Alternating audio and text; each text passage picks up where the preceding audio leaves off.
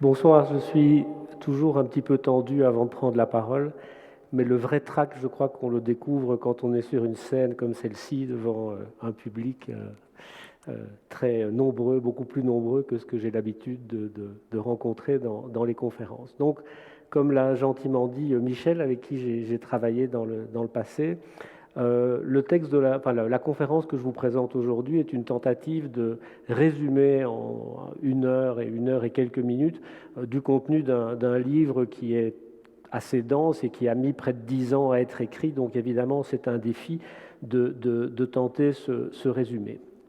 Ce que je voudrais vous montrer, c'est en fait faire une sorte de voyage qui va nous amener de la partition et des notes individuelles jusqu'à la perception du signal sonore par notre oreille. Donc on va passer par beaucoup de choses, mais je suis obligé de faire une première étape qui est simplement de définir ce qu'est le son d'un point de vue physique. Donc première partie, définition du son.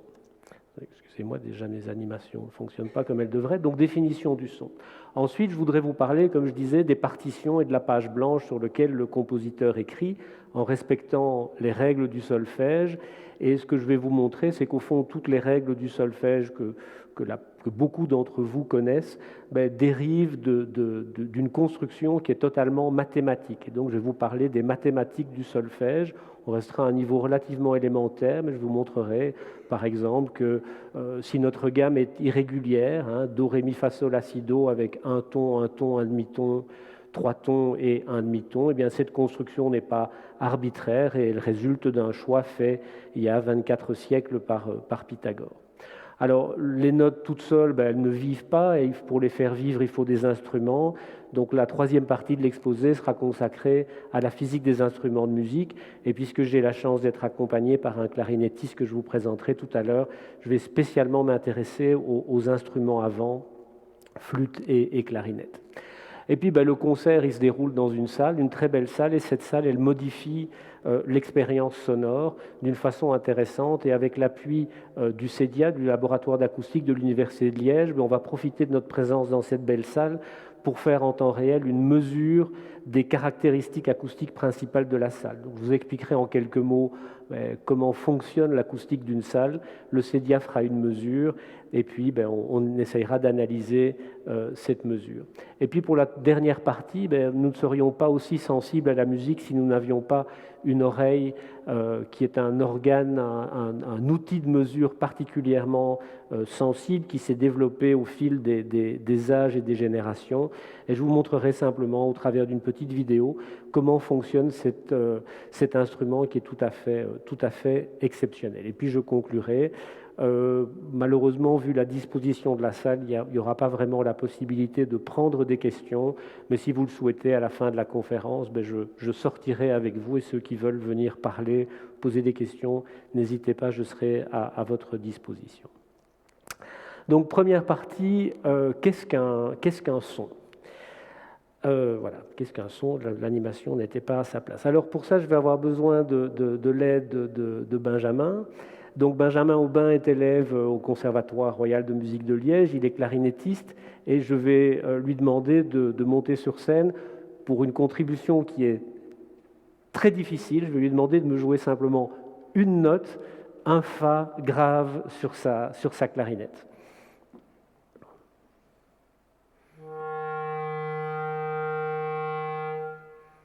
Merci beaucoup, Benjamin. Je te rappelle dans quelques instants, oui, que c'était de la grande musique. Alors, l'ordinateur travaille un petit peu. Je vais vous avouer que par peur du direct, le son avait été préenregistré. Mais donc, voilà, en réalité, visuellement, ce que Benjamin a joué. Alors, qu'est-ce que ça représente, ce diagramme complexe ? C'est ce qu'on appelle un signal. Vous avez l'axe horizontal qui est le temps qui se déroule. Le signal a été relativement court, à peu près 2 secondes.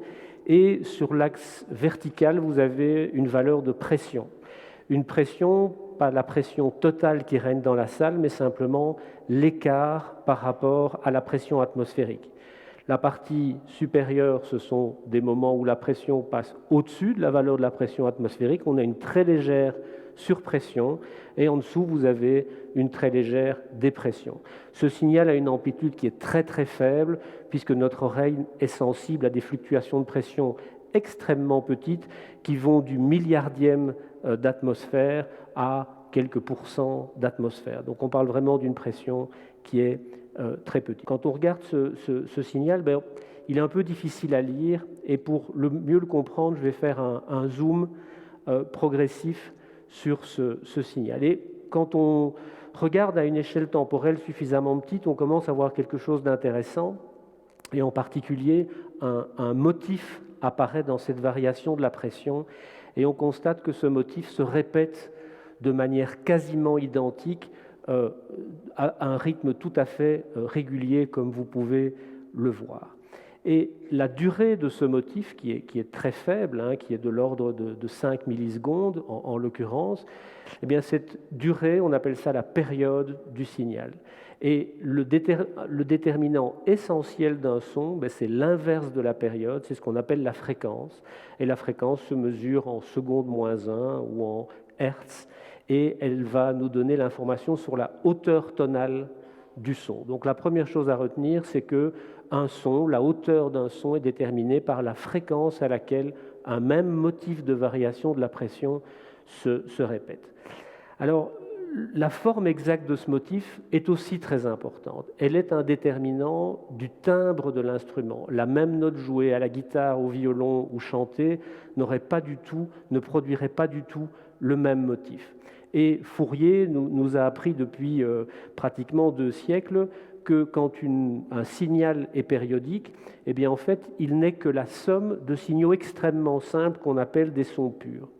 Par exemple, si vous prenez ce diagramme, le diagramme du haut représente la somme de 4 contributions. Ici, je n'ai qu'une contribution. C'est le signal périodique le plus simple qu'on puisse créer à la fréquence F caractéristique du son. Et vous voyez que si j'ajoute progressivement des composantes à des fréquences plus élevées qui sont des multiples de la fréquence fondamentale, eh bien la forme du signal total devient de plus en plus compliquée.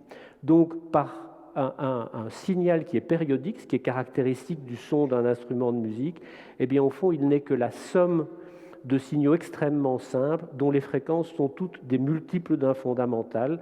On appelle ceci le fondamental, premier, deuxième, troisième harmonique. Alors, soyez pas surpris, si on parle de la clarinette, je vous montrerai tout à l'heure que la clarinette fait partie de ces instruments qui ne présentent que des harmoniques impaires, 1, 3, 5, 7.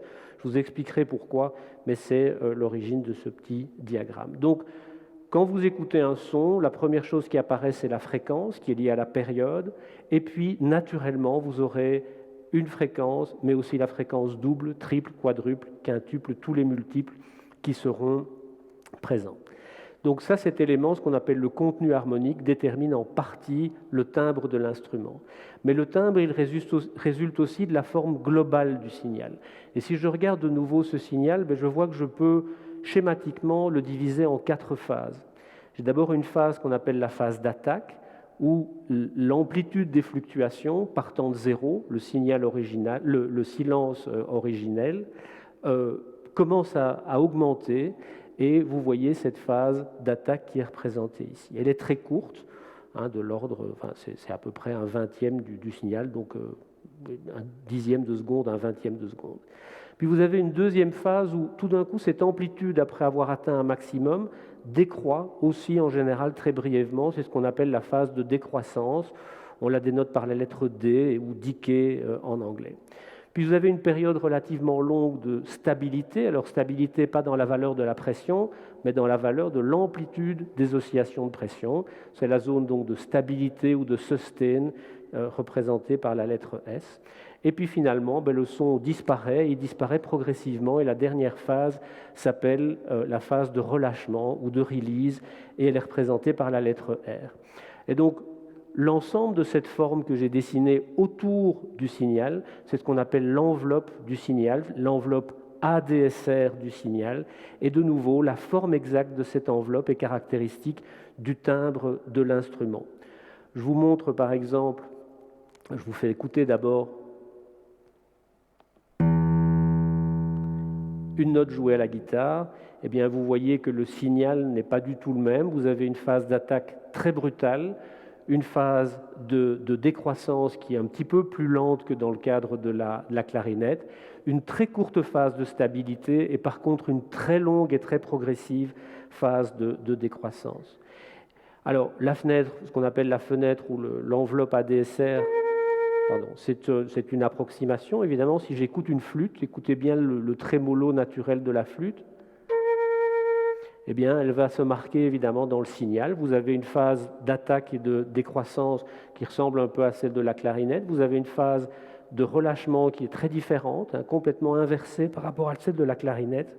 Et puis, vous n'avez pas vraiment de phase de stabilité puisque ce trémolo se marque par une modulation des amplitudes de vibration.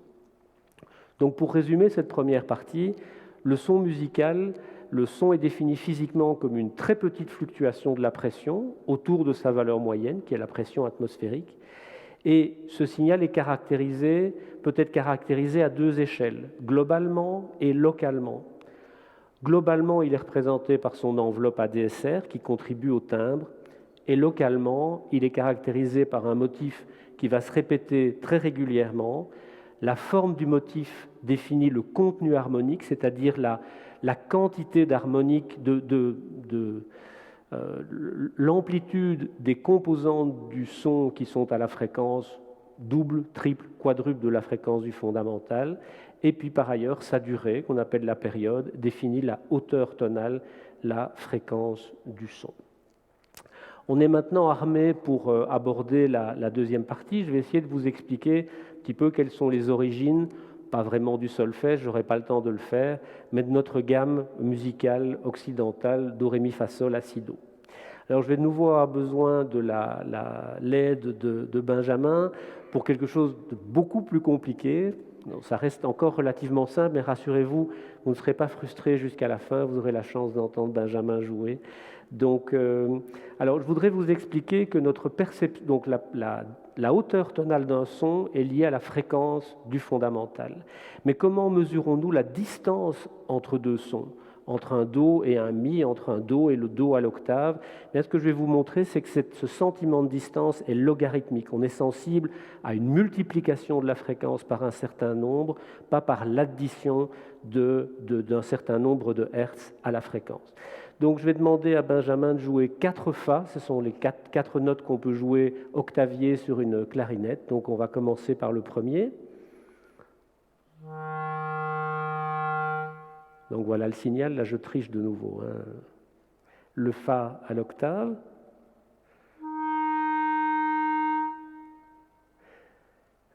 Une octave plus haut encore. Et finalement dans le suraigu. Très difficile à sortir. Merci beaucoup Benjamin, je te rappelle tout de suite.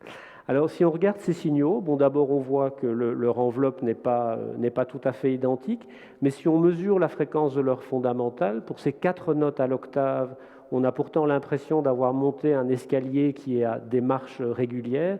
Eh bien on constate que le fondamental du premier Fa est à 175 Hz, c'est-à-dire que le cycle, le motif dont je vous ai parlé se répète 175 fois par seconde.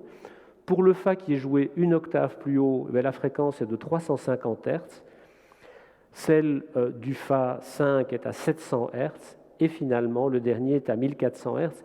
Et il ne faut pas être un très grand calculateur pour se rendre compte que quand on passe d'une octave à l'autre, eh bien, la fréquence est multipliée par 2. Monter d'une octave, c'est multiplier la fréquence par le nombre 2. Ce n'est pas augmenter d'un incrément constant, c'est bien donc une sorte de suite, c'est une suite géométrique et pas une suite arithmétique. Donc quand je regarde l'ensemble des notes du Fa grave au Fa aigu, eh bien, je vais choisir le deuxième Fa comme référence et je ne vais plus parler de fréquence absolue, je vais parler de fréquence réduite. Une fréquence réduite, ce n'est pas très compliqué à comprendre. Je prends la vraie fréquence et je la divise par une valeur de référence. Et ici, j'ai choisi la valeur de 350 Hz, 340, qui était la fréquence du deuxième Fa. Donc la fréquence réduite de ce Fa, elle est de 1. Ce sera beaucoup plus facile à manier que les valeurs exactes de fréquence. Et donc si la fréquence réduite de ce Fa est 1, eh bien la fréquence réduite du Fa qui est à l'octave est 2. Celui du Fa suivant est double, 4, et celui du Fa le plus grave a une fréquence de 1,5. Et la question qui se pose, c'est de dire, bon, on ne peut pas construire de la musique avec des notes à l'octave, elles portent toutes le même nom. Si elles portent le même nom, c'est parce qu'elles ont un caractère équivalent, on dit en musique équisonnant. Donc il faut créer des degrés intermédiaires pour monter d'un Fa à l'autre. Et la question est de savoir où est-ce qu'on va placer les degrés. Alors je ne peux pas vous expliquer toutes les tentatives qui ont été faites. Je parlerai très brièvement à la fin du clavier du tempérament égal. Moi, je vais vous présenter la théorie classique, celle qui part de Pythagore. Donc Pythagore se préoccupe de ce problème et il est conscient de deux choses. Nous sommes sensibles à la multiplication d'une fréquence par un certain facteur et nous voulons créer une division de l'octave entre 1 et 2 avec un certain nombre de degrés intermédiaires. Et les pythagoriciens ont une philosophie qui est très fortement basée sur les nombres. On a pu parler d'une arithmosophie. Pour eux, le nombre est parfait, le monde est imparfait. Pour comprendre le monde, on doit le ramener au parfait ou essayer de l'identifier à son homologue parfait. Et donc, il va travailler sur des nombres entiers. Et comme il y a déjà 1 et 2 sur ce diagramme, il ne va pas aller très loin. Il va choisir le nombre 3 pour construire la gamme. 3, c'est un nombre qui est un petit peu grand pour se mettre entre 1 et 2. Et donc, au fond, il ne va pas travailler avec 3, il va prendre 3 demi. Donc, première étape de la construction de Pythagore, il se dit, j'ai un Fa, j'ai un autre Fa, je veux créer un degré intermédiaire, je vais le créer à l'intervalle 3 demi. Puis il se dit, ça a bien marché, je vais continuer, donc je passe de 3 demi à 3 demi fois 3 demi, ça me fait 9 quarts. Bon, ça c'est très bien, mais je suis déjà sorti de l'octave. Or, mon problème était de créer des degrés intermédiaires entre 1 et 2. Mais au fond, il ne doit pas réfléchir très longtemps, Pythagore, pour se dire, puisque je veux ramener ça dans l'octave, il me suffit de diviser cette fréquence par 2. Donc j'ai 9 quarts. Pour la ramener dans l'octave, je la divise par 2. Et donc le degré suivant dans la gamme de Pythagore, c'est simplement le degré 9/8. Alors, il part de 9/8, il multiplie par 3 demi, ça fait 27/16, ça c'est dans l'octave. Et puis il multiplie, ça fait 81/32, et là on est de nouveau hors de l'octave. Même chose, il revient à l'intérieur, ça fait 81/64. Puis il le fait encore une fois, et encore une fois, de nouveau il est sorti de l'octave, on revient. Là, ça nous donne un premier temps d'arrêt, parce que si vous regardez cette construction, on a créé 6 degrés intermédiaires, on a 7 intervalles, 7 marches à l'escalier qui nous permettent de passer du Fa au Fa à l'octave, et vous voyez qu'on a 3 grandes marches, ça correspond aux 3 tons Fa, Sol, Sol, La, La, Si. Vous avez une petite marche qui correspond au demi-ton diatonique Si-Do, Si-Do. Puis vous avez de nouveau 2 grandes marches qui correspondent à Do, Ré, Ré, Mi, et puis une petite marche Mi-Fa. Effectivement, par cette construction, la gamme classique occidentale a été construite. Vous me direz pourquoi commencer sur Fa? C'est un peu compliqué, mais disons que dans la construction de Pythagore, c'est la gamme de Fa naturelle, donc sans aucune altération, qui sort naturellement la première, mais on pourrait évidemment faire la même construction à partir de Do.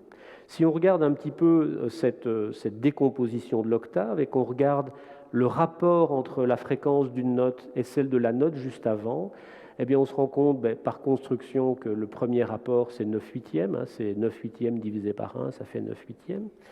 Mais le deuxième, c'est la même chose. 3 exposant 4 sur 2 exposant 6, divisé par 3 exposant 2 sur 2 exposant 3. Je vous laisse faire le calcul, mais au principe, pour ceux qui ont été jusqu'au bout de l'Athénée, ça devrait être faisable. Ça vous donne également 3 exposant 2 sur 2 exposant 3, donc 9/8. Pareil pour l'intervalle suivant. Pareil pour l'intervalle que je montre maintenant, donc entre 3 exposant 3 sur 2 exposant 4 et 3 demi. Ça donne toujours 9/8. Donc tous les grands intervalles sont des intervalles qui correspondent à un rapport de fréquence de 9 sur 8, c'est-à-dire 1,125. Donc c'est un peu comme si on augmentait la fréquence de 12,5% à chaque étape.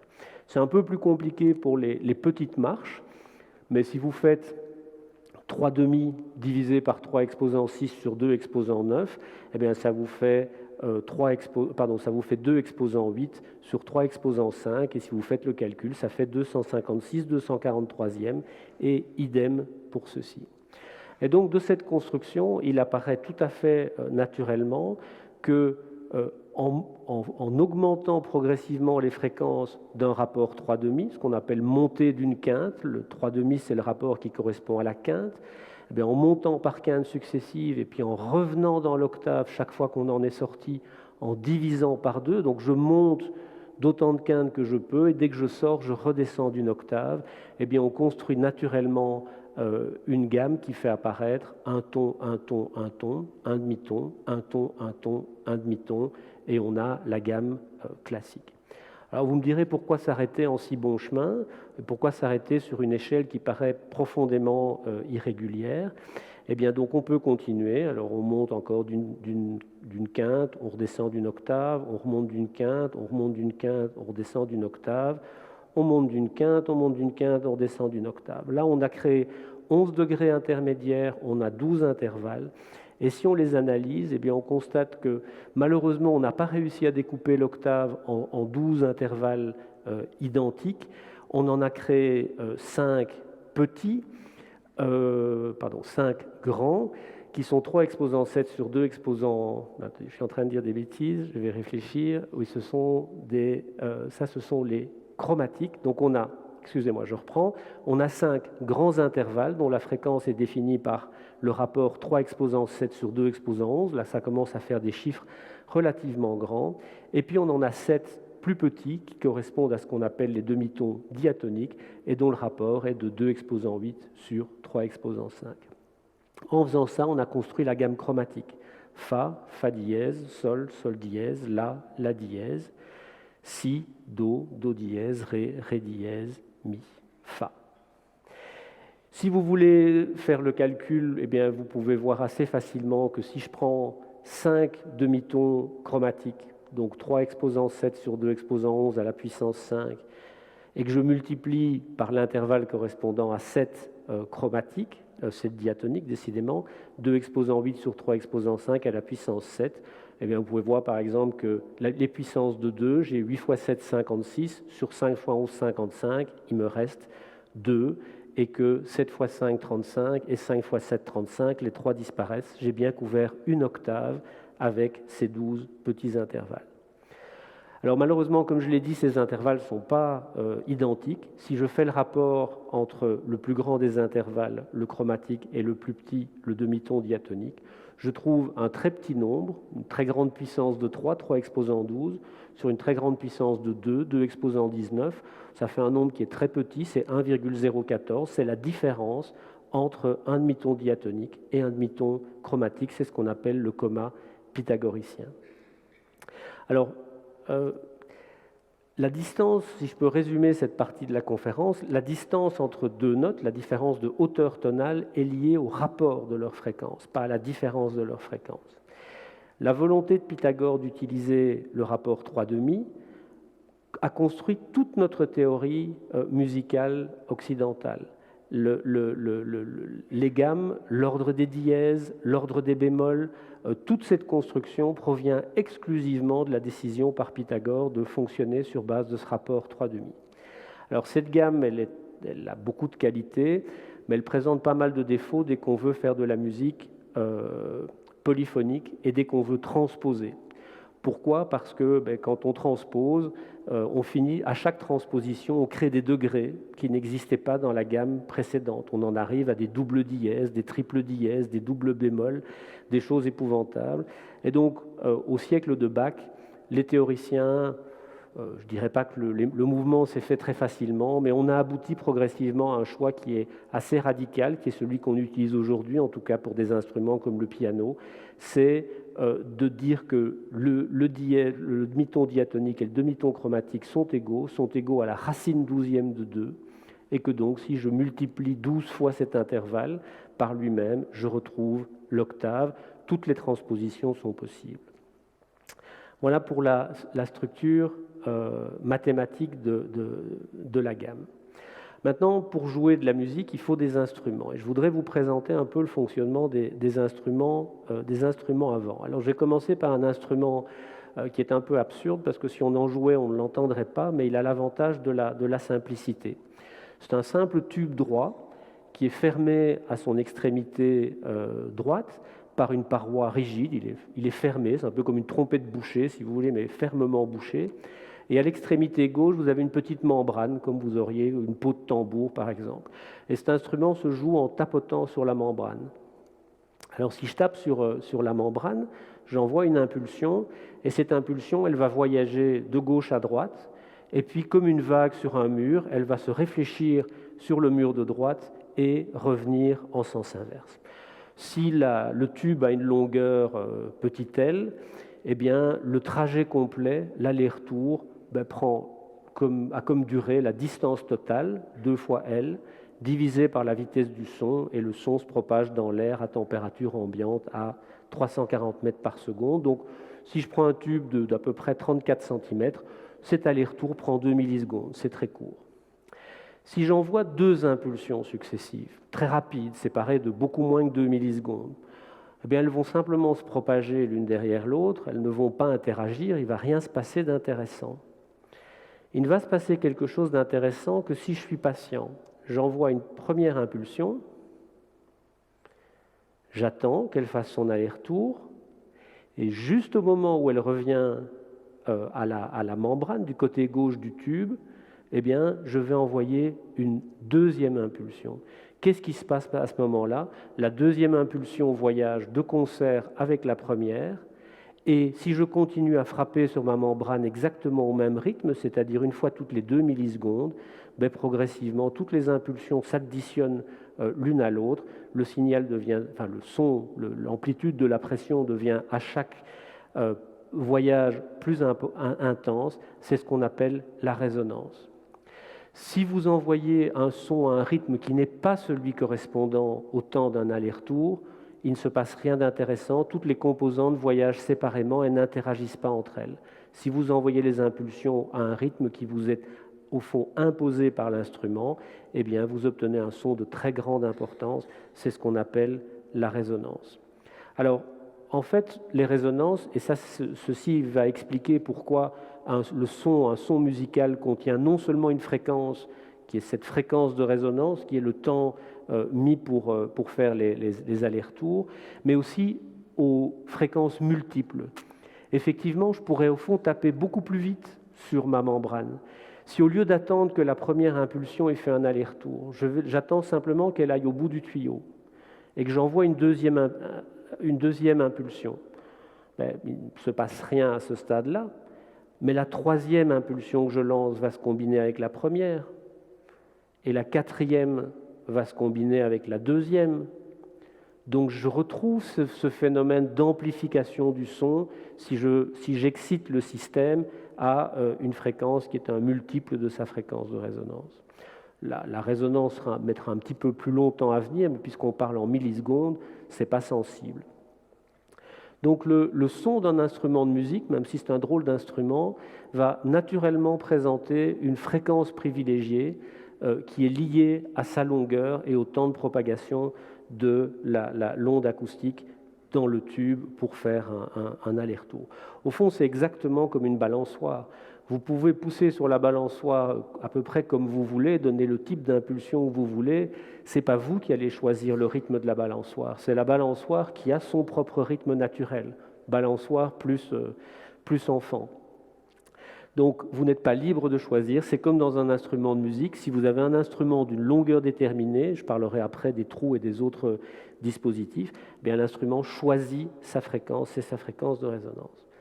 Alors, on peut représenter le son d'un instrument par un diagramme comme celui-ci. On appelle ça un sonogramme. Alors c'est un petit peu difficile à lire, peut-être quand on n'a pas l'habitude, mais c'est vraiment une photo du son. L'axe horizontal est l'axe du temps, l'axe vertical est l'axe des fréquences, et le code de couleur donne l'amplitude du son en un instant donné pour une fréquence donnée. Alors si ma souris veut bien apparaître, en fait ce que vous voyez, c'est que vous avez un son qui prédomine, une composante du son qui prédomine, qui est celle de son fondamental, une fréquence très basse qui est présente du début à la fin, avec une amplitude importante, puisque les amplitudes importantes correspondent aux couleurs rouges. Et vous voyez bien effectivement que même s'il existe du son à d'autres composantes, fondamentalement le signal contient une composante à la fréquence de résonance du système, à la fréquence double, à la fréquence triple, à la fréquence quadruple, à la fréquence quintuple. Et puis après, quand on monte plus haut, ça devient un petit peu moins visible. Donc naturellement, comme je vous l'ai dit, un instrument produit un son et ses harmoniques. Bon, maintenant, un vrai instrument n'a pas son extrémité qui est fermée. La clarinette de Benjamin, elle est ouverte à l'extrémité, heureusement, c'est ce qui nous permet d'entendre le son. Alors, qu'est-ce qui se passe à l'extrémité ouverte d'un tube? On pourrait avoir l'impression que l'onde sonore, elle va sortir du tube. Ce n'est pas ce qui se passe, parce qu'en fait, vous avez ce qu'on appelle en physique une rupture d'impédance, et au fond, l'onde sonore, quand elle arrive au bout du tube de la clarinette, elle se dit « Ouh là là, moi j'ai peur de sortir », elle voit un obstacle et elle fait machine arrière. Mais elle ne va pas se réfléchir comme les autres ondes. Alors, peut-être que l'analogie suivante est intéressante. Quand vous tendez une corde et que vous envoyez une onde avec cette corde, eh bien, il y a deux possibilités de fixer la corde à l'extrémité. Soit la corde est libre de se déplacer verticalement, par exemple, elle est terminée par un anneau et cet anneau est fixé à un poteau. Quand vous envoyez l'onde, eh bien, quand l'onde arrive à l'extrémité, l'anneau se soulève et l'onde revient en sens inverse. Ça, c'est le cas du mur, du tube fermé. Le cas du tube ouvert, lui, correspondrait plutôt au cas où ma corde est fixée à l'extrémité. Et si vous regardez ce qui se passe, eh bien, vous observez que l'onde est réfléchie également, mais qu'elle est réfléchie en se retournant. Elle change de direction, si vous voulez, elle change de signe. On dirait techniquement qu'elle est déphasée de 180 degrés. Et donc, si je reprends mon tube, mais que cette fois-ci, il est ouvert à l'extrémité droite, eh bien, quand l'onde se réfléchit, elle change de direction. Et si donc je fais comme tout à l'heure, j'envoie une deuxième impulsion au moment où l'onde a fait un aller-retour, eh bien, j'additionne une onde qui est orientée vers le haut et la même onde qui est orientée vers le bas, eh bien, les deux s'annulent, il n'y a plus rien qui se passe. Donc je dois être beaucoup plus patient, je dois laisser l'onde faire un deuxième aller-retour, se renverser de nouveau à l'extrémité droite et revenir vers l'extrémité gauche. Et à ce moment-là, si j'envoie une deuxième impulsion, elle va partir et elle va conduire à la résonance, puisque la deuxième impulsion sera au même moment, dans la même direction, avec le même signe, et donc elles s'additionneront. Et on continue comme ça. Donc un instrument, alors que la fréquence de résonance d'un instrument fermé était la vitesse du son divisée par 2 fois la longueur, la fréquence de résonance d'un instrument comme la clarinette, c'est la vitesse du son divisée par 4 fois la longueur. C'est une fréquence qui est 2 fois plus faible pour une longueur donnée. Et cet instrument va avoir une caractéristique très particulière, c'est qu'il ne va contenir que des harmoniques paires, des harmoniques impaires. Il n'y a pas d'harmonique paire. Pour la raison que je vous ai expliquée, puisque la fréquence de résonance demande un double aller-retour, si je vais plus vite que ce qui est nécessaire, et par exemple que j'envoie l'onde après un simple aller-retour, mais comme je vous l'ai dit, les deux composantes s'annulent, il n'y a donc pas de résonance. Et effectivement, si vous regardez le sonogramme d'un son de clarinette, alors c'est un peu difficile à lire, je vais faire un zoom sur cette zone-ci, eh bien vous voyez que j'ai bien une fréquence fondamentale, mais que la fréquence suivante n'est pas une fréquence double du fondamental, mais triple du fondamental, puis 5 fois, 7 fois, 9 fois le fondamental. Alors c'est vrai qu'il existe une petite composante à la fréquence double, mais vous voyez qu'elle est beaucoup plus faible, elle est dans des tons verts, ce qui est beaucoup plus bas, si je reviens un petit peu en arrière. Vous voyez que le rouge correspond à une amplitude très importante, et le vert a une amplitude beaucoup plus faible. Alors l'instrument avant, c'est plus qu'un tube, évidemment, et c'est certainement pas terminé par une membrane, une peau de tambour. Vous avez essentiellement deux modes de mise en excitation du tube. Vous avez des instruments à hanches simples comme la clarinette, hanches doubles comme le hautbois, et je ne sais pas si vous en êtes conscient, mais la trompette par exemple est un instrument à hanches. Mais ce qui joue le rôle de hanche, ce sont les lèvres qui vibrent. Dès qu'il y a une partie vibrante, une hanche ou des lèvres, c'est le battement de cette structure qui est solide finalement contre l'air qui engendre les ondes sonores qui se déplacent dans le tube, un petit peu comme ma membrane, et on va parler d'une source de vitesse. Alors je ne vais pas parler de ça, parce que c'est un peu compliqué. L'alternative, c'est par exemple comme dans une flûte, de souffler sur un biseau. Quand vous soufflez sur un biseau, l'air n'arrive pas à choisir entre passer au-dessus ou passer en dessous. Eh bien, plutôt que de choisir, il va passer alternativement au-dessus et alternativement en dessous. C'est un petit peu la même chose finalement que ce qu'on observe dans ce qu'on appelle les allées tourbillonnaires de von Karman. C'est par exemple ce qui fait flotter les drapeaux. Pourquoi est-ce que les drapeaux flottent? C'est parce que le vent souffle sur le mât, l'air passe alternativement à gauche et à droite et entraîne à tour de rôle des tourbillons alternés qui ont cette très jolie forme. Alors, la flûte, c'est un petit peu plus compliqué. Vous avez ici une animation de l'écoulement de l'air. Si je me souviens bien, rouge sont les zones de surpression et bleu les zones de dépression. Mais vous voyez clairement que le souffle du joueur, de l'instrumentiste, fait involontairement passer la plus grande partie du flux d'air alternativement au-dessus et en dessous. Et ce qui est merveilleux, c'est que ce rythme d'oscillation du jet n'est pas déterminé par le joueur, mais déterminé par la fréquence de résonance du tube. Alors, de nouveau, vous n'avez jamais un instrument de musique, si éventuellement vous avez les corps alpins, où il y a une longueur déterminée, vous n'avez pas trop le choix de jouer, vous jouez le fondamental, le premier harmonique, deuxième harmonique, troisième harmonique. Donc on a besoin d'avoir un système pour changer la longueur du tube. Si vous changez la longueur du tube, vous changez la fréquence du son.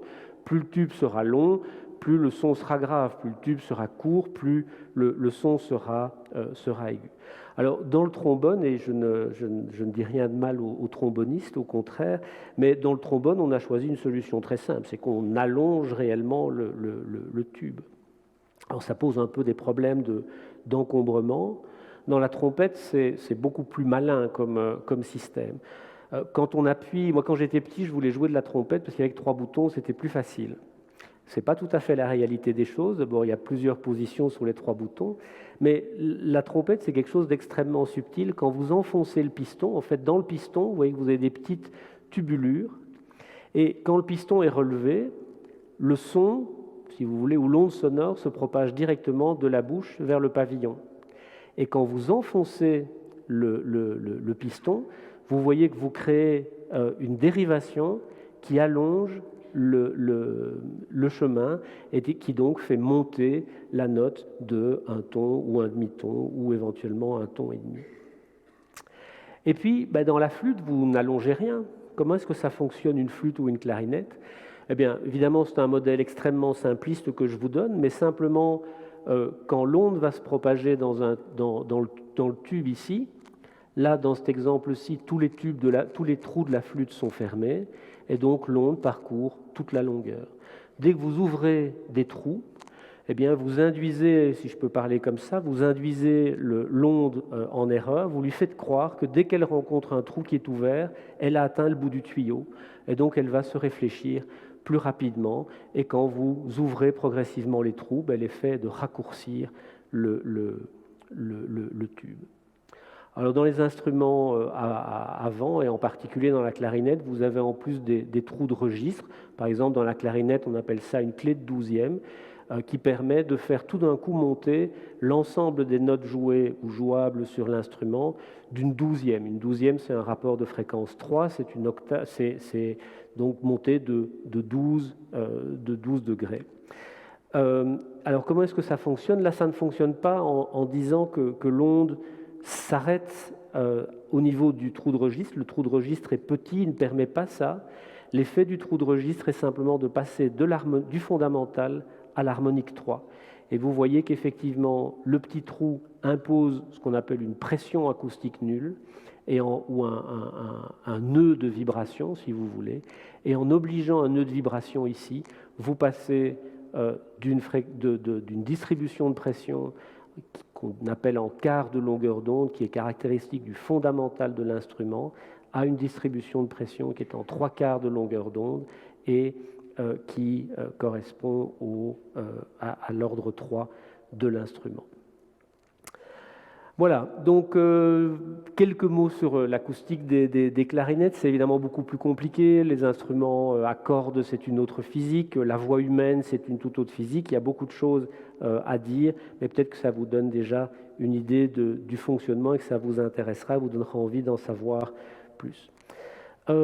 Troisième partie, acoustique des salles. Effectivement, la salle joue un rôle énorme. On n'écoute pas de la musique de la même façon dans une chambre, dans une toute petite pièce, dans une très grande pièce avec des murs nus, ou une pièce qui est richement meublée avec des tapis, des tentures, etc. Alors, pour étudier l'acoustique des salles, en fait, il faut se rendre compte que quand je vous parle, bon, oublions la sonorisation, mais quand je vous parle, vous entendez ma voix, enfin, l'énergie acoustique part de ma bouche et va jusqu'à vos oreilles. Et elle circule, en gros, en ligne droite, entre moi et chacun d'entre vous. Mais si vous n'entendiez que ce signal-là, qu'on appelle le signal direct, ce serait un son extrêmement pauvre et très peu intéressant, et la salle n'interviendrait pas, puisque c'est une voix directe dans l'air. En fait, vous m'entendez un très grand nombre de fois, et ma voix suit une multitude de chemins. Elle va venir frapper la scène, va venir se réfléchir peut-être sur un des balcons, avant de redescendre sur vous, va partir sur les côtés et va revenir comme ceci. Et en fait, la lumière se comporte exactement comme la lumière, et les parois se comportent exactement comme des miroirs. C'est-à-dire que c'est comme si j'émettais des rayons de lumière dans toutes les directions, et qu'ils allaient se réfléchir sur les parois pour finalement remplir l'espace. Et vous en avez une représentation ici. Vous avez un schéma en CAO d'une salle de concert, ce n'est pas celle-ci. Vous avez ici à l'avant la scène, c'est l'endroit où je parle. Vous êtes un spectateur assis ici. Eh bien, ce logiciel qui applique la méthode qu'on appelle méthode des tirs de rayons, eh bien, va tracer tous les chemins possibles entre la source et le récepteur, entre l'artiste et l'auditeur dans la salle. Avec ce type de logiciel, on peut non seulement analyser les chemins différents, mais tracer des cartographies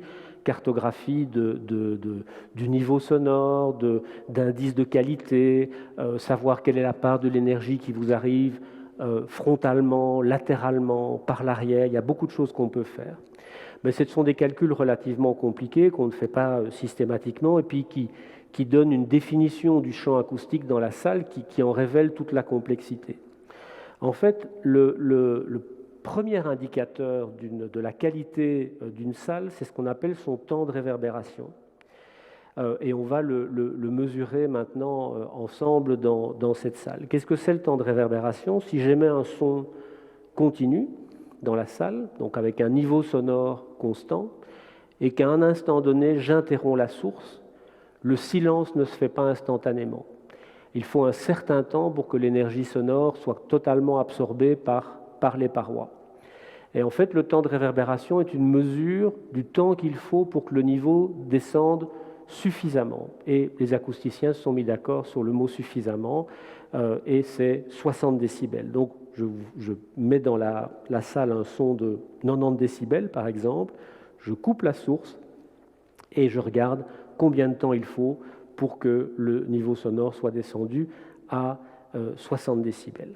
Alors, pour vous permettre de comprendre à quel point le temps de réverbération peut varier dans une salle, et que malheureusement je ne pouvais pas vous amener les salles du CEDIA sur scène, je vous propose de regarder une petite vidéo qu'on a enregistrée avec les étudiants du conservatoire et avec l'aide du laboratoire d'acoustique de l'Université de Liège.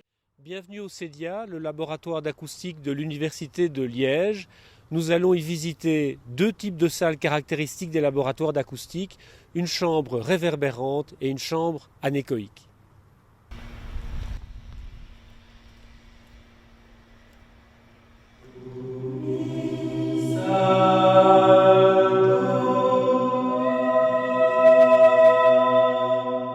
Une chambre réverbérante est formée de parois extrêmement dur et parfaitement nu pour maximiser les réflexions. Et les parois sont toutes non parallèles l'une à l'autre, de manière à favoriser la diffusion du son dans toutes les directions. Le temps de réverbération est très élevé, ce qui m'oblige à vous parler très lentement.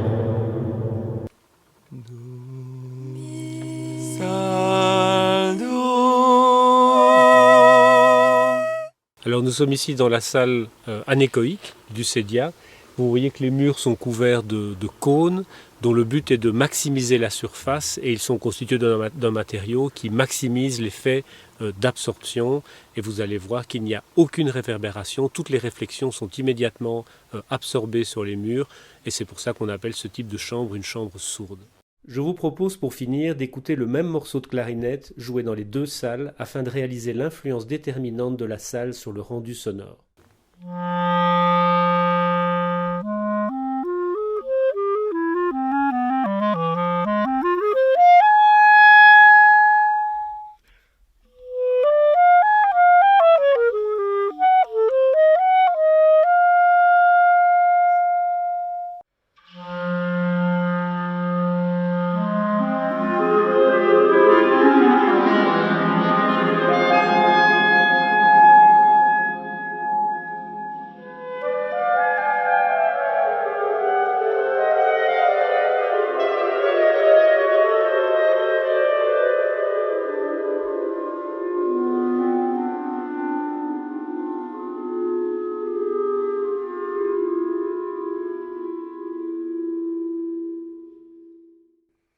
Alors évidemment, je ne pouvais pas vous laisser sur cette impression musicale passablement horrible, donc j'ai demandé à Benjamin bien vouloir nous interpréter le même morceau, mais dans une bonne salle de concert.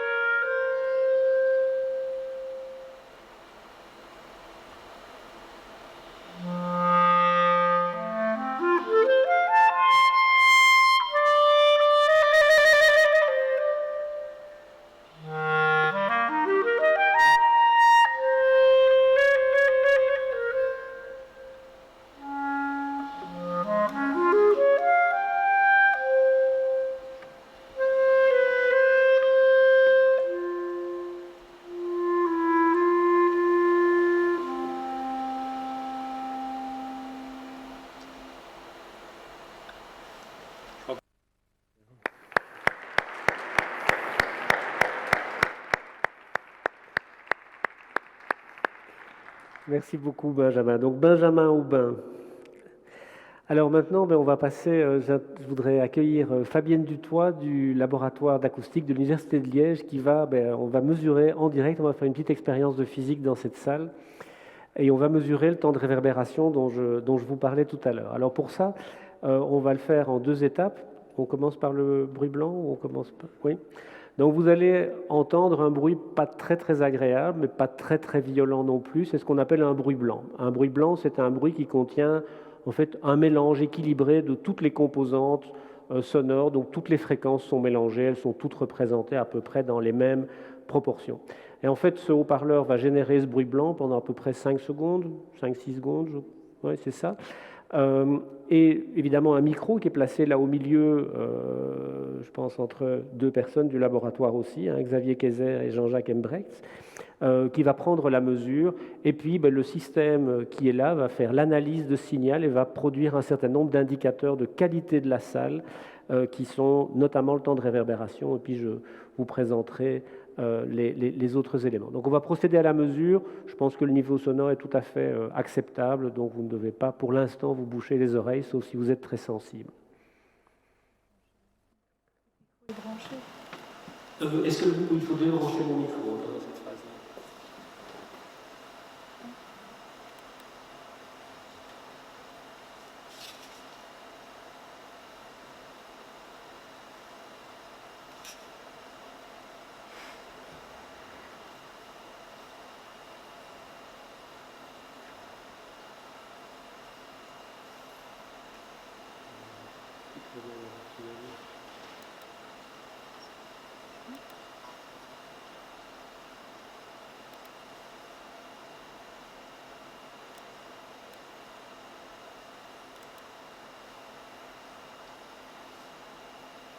Faire la phase de calibration.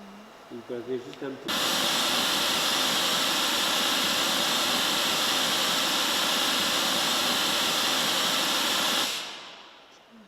Je relance pour le vrai. C'était la phase de calibration.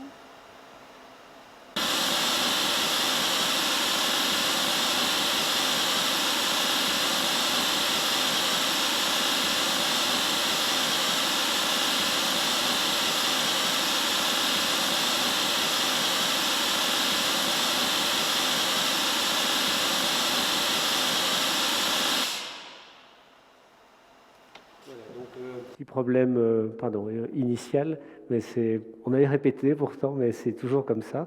Donc évidemment ce son il n'est pas très musical, mais comme il contient toutes les fréquences, en fait l'enregistrement contient toutes les fréquences, et si on fait ce qu'on appelle une analyse de Fourier, on peut séparer toutes les composantes, les traiter, et donc regarder le résultat de l'analyse.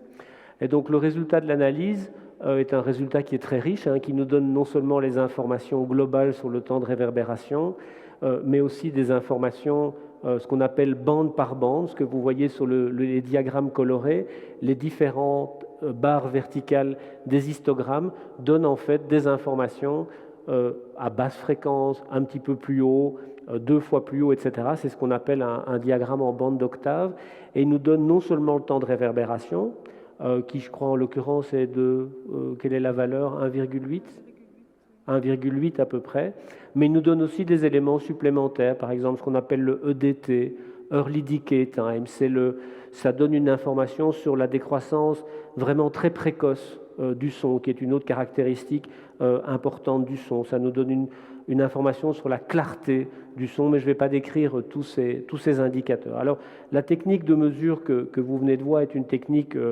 relativement moderne. Anciennement, on faisait les choses de façon un petit peu plus spectaculaire et plus dramatique. Et donc, on va faire quelque chose qu'on n'aurait normalement pas le droit de faire, c'est qu'on va tirer un coup de revolver dans la salle. Alors là, je ne plaisante pas, je vous demande sérieusement de vous boucher les oreilles. Ce n'est pas complètement assourdissant, mais si vous ne le faites pas, ça peut être assez désagréable. Et moi-même, on va chausser notre petit casque.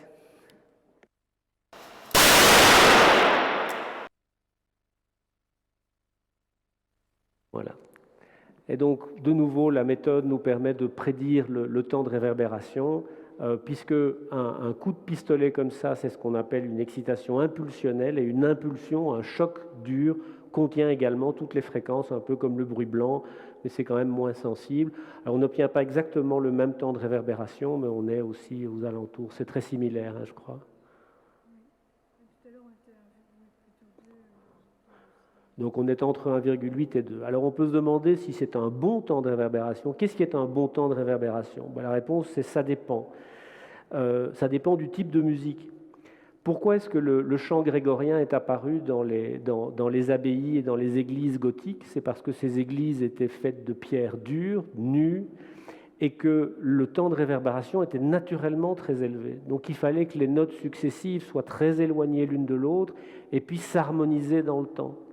Si vous jouez du jazz dans une église gothique, ça va être absolument épouvantable. Si vous jouez du chant grégorien dans une salle, dans une chambre sourde, vous allez perdre toute la qualité sonore. Et donc vous avez un diagramme ici qui est une sorte de recommandation du temps de réverbération idéal en fonction du type de salle et du volume de la salle. Alors on a essayé de calculer un peu à la louche le volume de la salle, on est aux alentours de 7000 m3. On a obtenu un temps de réverbération de 1,8 et vous voyez qu'on est pas mal, on est un tout petit peu plus haut, idéalement on devrait être à 1,6, on est à 1,8, on est donc dans une salle optimale, je ne pouvais pas dire autre chose évidemment, de la salle ici, sinon j'allais avoir des problèmes avec le régisseur. Mais ceci dit, c'est vrai, on est vraiment dans la gamme parfaite pour ce type de volume. Alors, j'arrive déjà à la dernière partie de la conférence. À quoi servirait la musique si on n'avait pas une oreille extrêmement développée? Alors, c'est difficile de vous expliquer le fonctionnement de l'oreille en détail sans beaucoup d'images. Et donc, je vais simplement vous proposer de regarder une petite vidéo qui a été réalisée par Brandon Pletch et dont j'ai fait le texte français qui va vous entraîner dans un voyage que j'espère passionnant dans l'oreille humaine.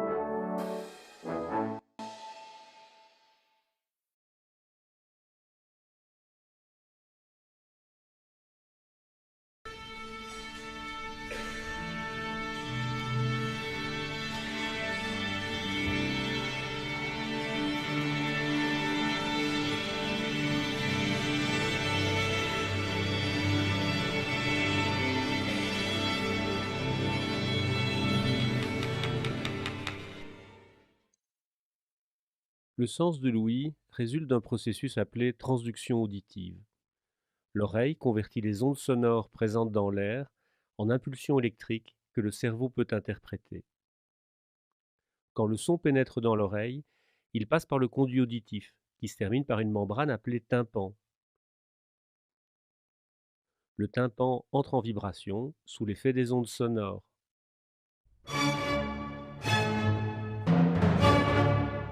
Les sons graves produisent une vibration à basse fréquence et des sons de faible volume produisent des vibrations de faible amplitude. Des sons aigus produisent des vibrations plus rapides. Le tympan a une forme de cône et est connecté à une chaîne de 3 osselets. Ces osselets sont appelés respectivement le marteau, l'enclume et l'étrier. Les mouvements du tympan sont transmis aux osselets en préservant l'information sur l'amplitude et la fréquence. Les 3 osselets pivotent collectivement autour de l'axe indiqué en rouge.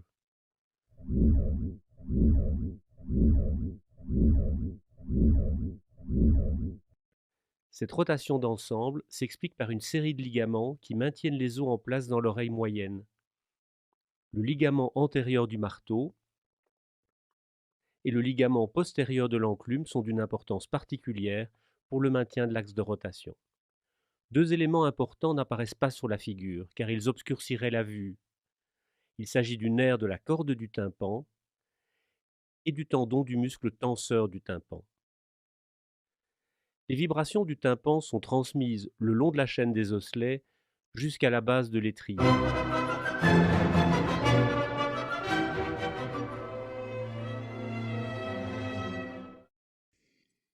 L'étrier bouge comme un piston et induit des vibrations à l'intérieur du labyrinthe osseux.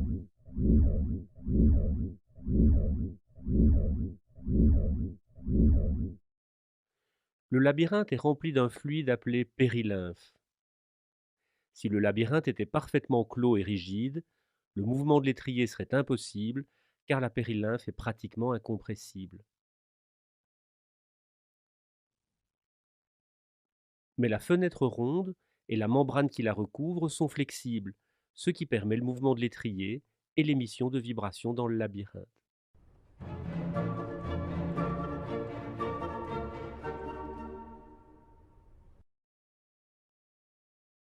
Le conduit menant de la fenêtre ovale à la fenêtre ronde se trouve dans la partie spirale du labyrinthe osseux appelée la cochlée.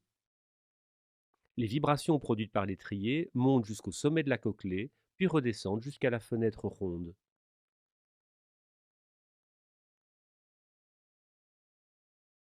La portion ascendante de la cochlée est appelée la rampe vestibulaire.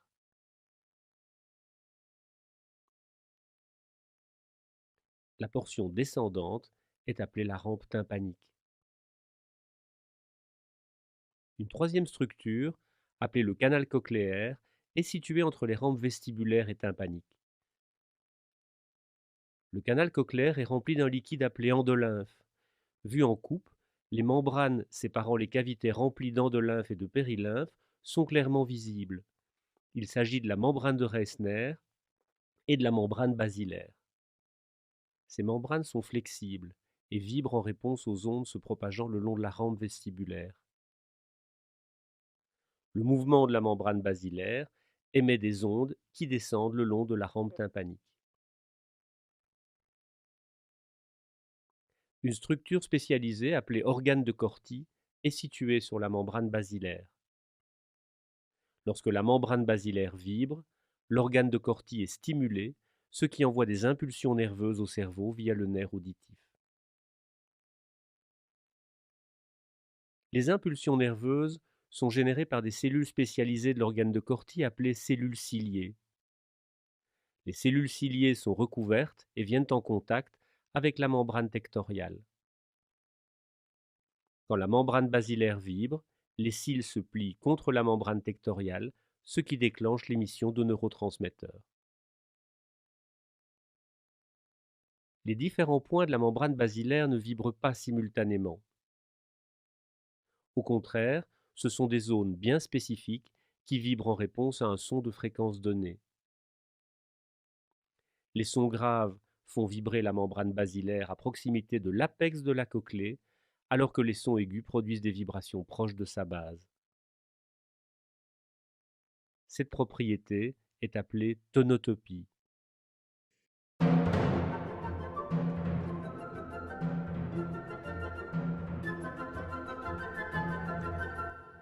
Globalement, cette séquence d'événements est responsable de notre perception acoustique du monde qui nous entoure.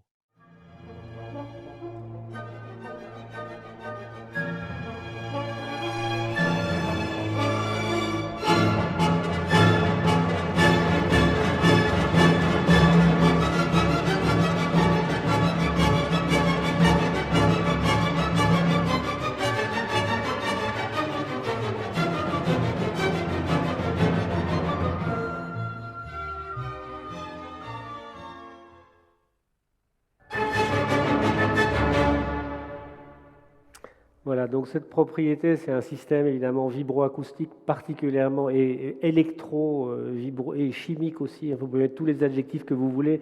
Il y a de l'électricité, de la chimie, de la mécanique des fluides. C'est vraiment quelque chose de fascinant. Cette propriété qui est mentionnée à la fin de tonotopie, beaucoup d'entre vous, et j'ai envie de dire beaucoup d'entre nous, la connaissent très bien.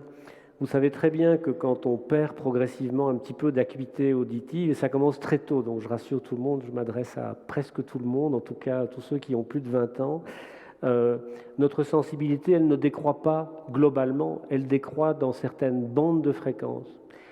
Pourquoi? Parce que cette perte d'acuité auditive, elle est liée à une perte de souplesse dans les cellules ciliées. Ce sont ces petits cils qu'on a vus s'écraser contre la membrane tectoriale qui, à un moment donné, à force d'être écrasés, perdent de leur élasticité. Et cette élasticité, elle se perd préférentiellement à certains endroits, et comme un endroit déterminé de l'organe de Corti perçoit une fréquence déterminée, c'est dans une bande de fréquences déterminée qu'on perd notre acuité. Et principalement dans les hautes fréquences, c'est pour ça que certaines sonneries de GSM ou certains signaux ne sont entendus que par les enfants et les adolescents et pas par les adultes et par les personnes plus âgées. C'est tout simplement parce qu'elles impliquent des cellules ciliées qui sont très proches de la base et qui sont plus rapidement, plus souvent sollicitées et plus rapidement détériorées que les autres. Alors, j'arrive déjà à la fin de la conférence. Donc, comme je vous l'ai dit, je vous ai présenté 5 sujets. Il y en aurait évidemment beaucoup d'autres à couvrir. J'ai été obligé de définir ce qu'est un son pour introduire déjà la notion de fréquence, de timbre, et je vous ai introduit la notion d'harmonique, puis je vous ai parlé de solfège. Évidemment, il y aurait beaucoup plus de choses à dire, mais je vous ai, j'espère, démontré que les bases de notre solfège, et au minimum les bases de notre gamme, ont une origine arithmétique. Et si vous regardez le livre que j'ai publié, vous verrez que les bases de l'harmonie sont également très mathématiques. Puis évidemment, il faut des instruments. Je vous ai expliqué comment fonctionnaient les instruments avant. Vous retrouverez un peu le même genre de phénomène de fondamental et d'harmonique pour les instruments à cordes, avec une physique qui est différente. La salle joue un rôle et évidemment, tout se termine dans notre oreille. Alors, pour conclure, je voudrais évidemment tordre le cou à un canard. Je n'ai pas, enfin, c'est une conférence qui tente de mettre un coup de projecteur scientifique sur certaines dimensions de la musique. Je ne prétends pas du tout que la musique en particulier et l'art en général sont des disciplines scientifiques ou sont réductibles à une analyse scientifique. Mais je crois simplement qu'il est très intéressant de parler de ce que la science peut éventuellement dire de la musique et quel éclairage elle peut donner. Je pense notamment que les sciences en général ne contribuent pas au désenchantement du monde. C'est une expression qui a été lancée à la fin du 19e, début du 20e siècle par le grand sociologue allemand Max Weber. Il parlait de désenchantement du monde pour évoquer la disparition du magique, de l'inconnu, et sa cible n'était pas spécifiquement scientifique. Moi, je crois que la science, en expliquant les choses, ne désenchante pas le monde, au contraire, elle le réenchante à chaque fois, puisque pour chaque réponse donnée, il y a une nouvelle question qui apparaît, et je vous quitte sur cette citation de Jean-Claude Amessen dans La lumière et les ombres. C'est un médecin et biologiste français qui est connu notamment pour ses émissions de radio sur les épaules de Darwin. Et il dit la science, au fond, c'est moi qui rajoute le au fond, ne dévoile jamais. Elle révèle un dévoilement, ce n'est jamais la nudité première et ultime de la réalité qui apparaît, c'est un récit. Et ce récit lui-même est un voile nouveau qui recouvre la nudité en disant la disparition des voiles anciens. Donc j'espère que vous partez avec plus de questions que de réponses. C'est mon seul souhait. Alors avant de vous quitter, bien sûr, je vous remercie de votre attention, mais je voudrais aussi dire que cette conférence n'aurait pas pu avoir lieu sans le talent et la gentillesse de Benjamin Aubin, la disponibilité de Fabienne Dutoit, et puis il y a eu beaucoup de travail aussi de la part des deux vidéastes de l'Académie, Nevzat Mohamed et Colin Pivin, qui est papa depuis 4 jours et qui malgré tout est sur scène. Donc je vous demande de les applaudir.